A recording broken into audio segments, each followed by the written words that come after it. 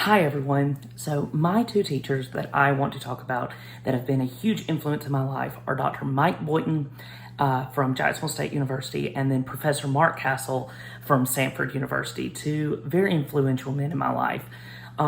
Dr. Boynton is intelligent, compassionate, and demanding would be the three words that I would use to describe him. He always expected the best of his students, and even though his workload was very heavy, we always knew that he had our best interests in mind. One of the things that he always made us do was write journals, to this day, even though I hated doing it at the time, to this day, I still have those journals and still can go back and look at them when I need help understanding something or just want to remember what I learned in his classes. And once again, even though I hated it at the time, it is something that has proven invaluable in my later life. He excelled in communicating exactly what he wanted from us. That was something, he is so smart. His intelligence is just incredible.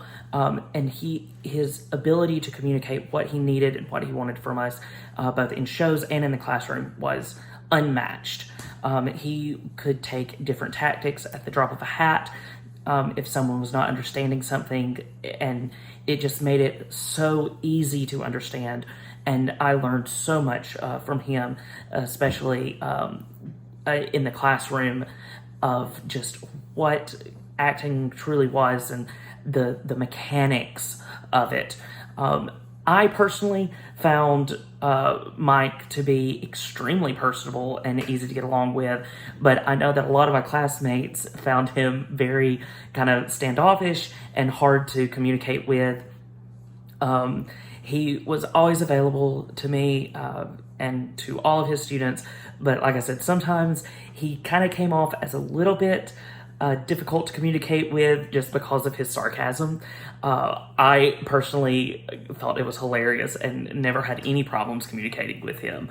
And his love and enthusiasm for theater absolutely has no bounds, which created almost kind of an elitist attitude to him. He really didn't have much time for anyone that didn't have the same level of passion that he did, which personally, once again, I didn't have a problem with. I matched his passion and matched his love, but I once again understand how other people had difficulties with that and with him when their passions didn't align necessarily, or they weren't willing to work as hard as he wanted them to. Like I said, he was very demanding. And Professor Castle, on the other hand, was very paternal. He is very empathetic and very scattered. He was like a father to his students. He wants to see them soar. He would bend over backwards to help everyone, and sometimes he would get stretched a little too thin because of that. Sometimes his clarity, he was a little hard to understand, especially in the classroom.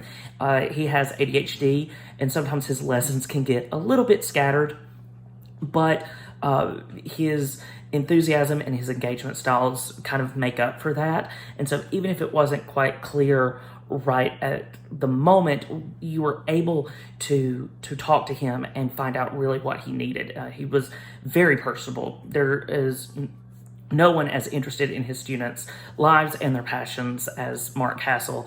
He is always there for his students. He wants them to go as far as they can, and he wants to help in any way possible.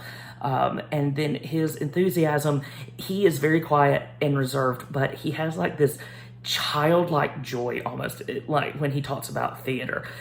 When we would do shows and he would really like a part or something like that in rehearsals, his face would just like light up like a child on Christmas morning, and it was so much fun and so engaging for us, and just to be around him. And he made us get excited for these moments. And when we would have those eureka moments in shows, it would just light up the room. And I absolutely could not be the man and the actor that I am today without Professor Boynton, or Dr. Boynton now. He just got his doctorate. Dr. Boynton and Professor Castle. And I want to thank them from the bottom of my heart for all that they have given me.